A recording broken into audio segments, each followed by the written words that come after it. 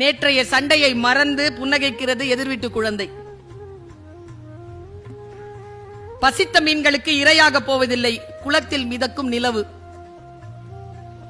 ஏறி போகும் எறும்பை ஆச்சரியமாக பார்த்தது ஆழ குழிக்குள் விழுந்த யானை. தூக்கத்தில் புன்னகைக்கும் குழந்தையின் முகம் கடவுளின் சாயல். யாசக பாடகனின் தட்டில் சில்லறை விழ தடுமாறும் பாடல்.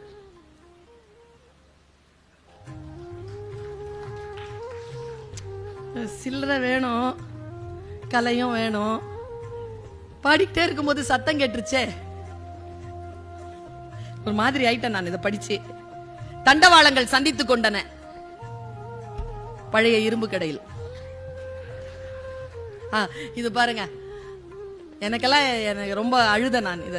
ஏன்னா எனக்கு அந்த மாதிரி அப்பா தான். பொத்தலோடு தான் நெய்வார்களோ அப்பாக்களின் பனியன்களை.